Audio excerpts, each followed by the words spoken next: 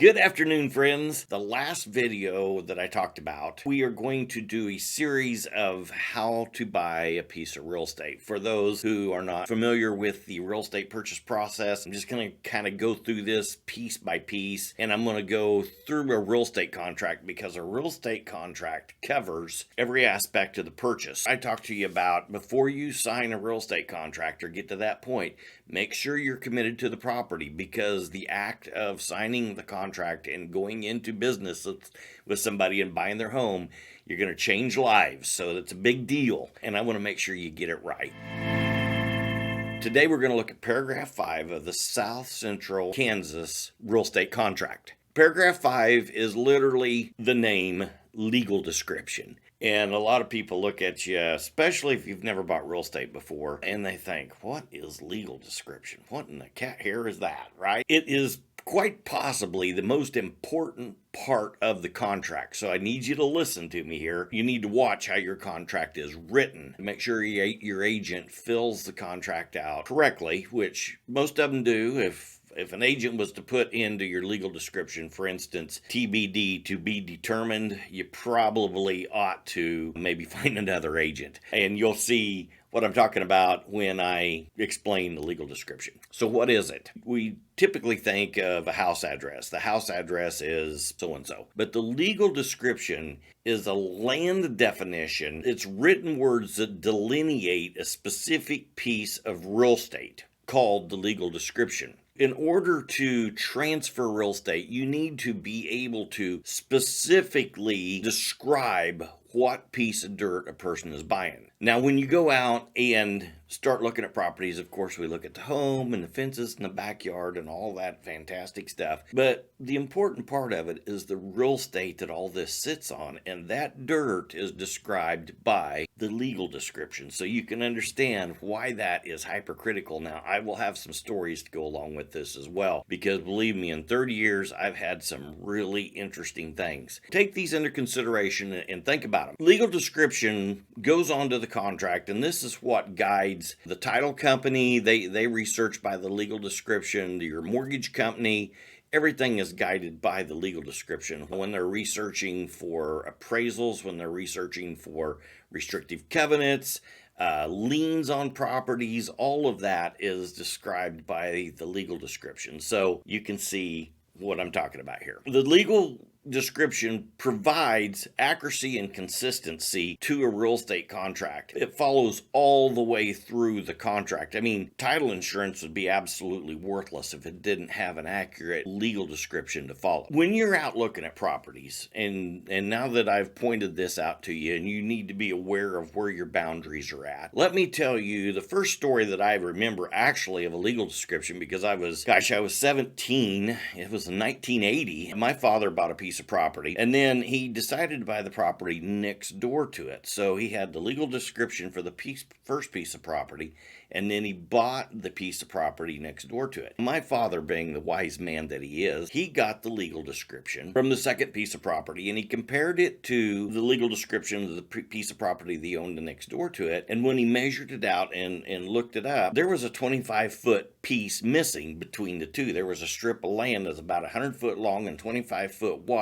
missing between those two pieces of real estate. So we had to go back and found out that back in history sometime, that piece of land had been deeded to a relative of some sort, and there had been a little diner on that piece of land. Dad had to do a quiet title and get that 25-foot piece of land that was missing between the two pieces of land that he was buying reinstituted into the legal description. So you need to pay attention to it. Check your measurements, talk to your real estate agent, have them draw it out, see what it is. The legal description should give your surveyor enough information that he can go out and put in a boundary survey and show you exactly where the perimeters are on. If when you're looking at a piece of real estate, you're not sure about, does that shop on the land, or where's these fence lines, or something looks quirky, follow your intuition and get a survey, because a surveyor will be able to go in and pinpoint exactly where the boundaries are and affirm the legal description. It'll also, if there's a problem, it's going to pull up the problem. You're going to know you're going to have more work to do before you can get this contract closed, okay? There are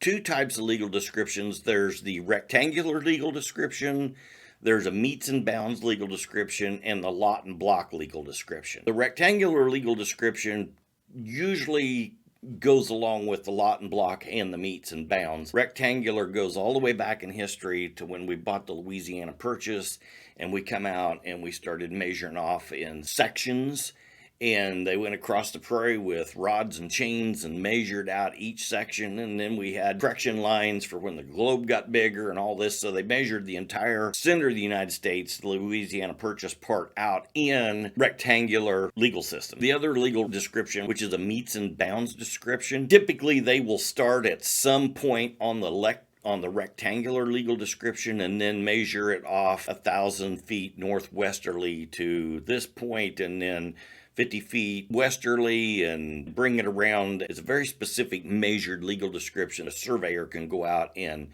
pin for you, and it defines, but it's not a lot and block legal description, which most of us are familiar with, and I'm coming to right here in a minute. So there is the rectangular survey system legal description, and then there's the meets and bounds, which is usually an irregularly measured plot of land. It's specific, but maybe it's a quirky looking, odd, different size piece of land. That's done with the meets and bounds system. Then you're looking at the lot and block system, which we are familiar with in our daily life in subdivisions where you have, I live in the Country Hills subdivision, block 1, lot 3, and these are all pre-measured out and platted and recorded with the county, and there's pins in the dirt, and you can specifically, the legal description transfers with the home. Although it's already surveyed and planned out, it doesn't mean you shouldn't get a survey, because people do things. They put fences the wrong place, or they move fences and build sheds on other people's land. The lot and block legal description is very common, and it's usually a pretty safe way to know exactly where your land is, and it's really easy to measure off if you're not sure about something, because it's very uniform. To be able to know exactly what you're buying and what you're getting on that contract, you better have a legal description. I guess that would be my advice, is don't sign the contract unless it has a legal description on it, because if it says to be determined, who's going to determine? Unfortunately, to be determined, and we'll talk about this further in the videos, to be determined usually means a judge is going to determine it. So find the legal description, put it on the contract. If you have to attach a survey and make it a part of the contract, do so, but don't sign that contract unless you have a legal description on it. Now, I had another property I sold one time. This one here we sold cash, and just looking at the property, it looked like everything was fine, except I noticed there was an abnormally large side yard between the house and the one to the north of it. So I told the people, I said, hey, I was the buyer's agent. I said, for what it cost, it's not that expensive. Why don't you just go ahead and get this property surveyed, because it's just kind of, So they did. When the survey came out, the master bedroom sit on a piece of real estate that was not in the legal description. What had happened is 40, 50 years ago, 60 years ago, when the 3 lots that were supposed to be transferred with the title were recorded, whoever had done the deed up on it had left out lot 3. So we had lot 1, lot 2, but they had forgot to write in lot 3 of the lot and block legal description, and they built the house on land that they didn't technically own, although everybody knew they owned it, but it wasn't in writing, and the legal description was wrong. And when the survey came in and showed that the survey went through the center of the house and the master bedroom was on a lot they didn't own, we immediately knew we had a problem, and we had to find out who owned the other piece of land and what the situation was with it. Turns out, once again, we rectified the problem with a quiet title, made the property whole, found the problem. It was not, the issue worked out. But legal descriptions are critical, and if you have any concern about one, a survey is the best way to validate that the legal description does legally describe what, in fact, you're planning on buying. I hope all this helps you. I want you to have a great transaction. I'm going to go through the rest of this, so stay tuned for more videos. And if you have any questions, put them below, like and subscribe. We love it when you do that. Comments, love those too. And as always, I want you to have a very blessed day.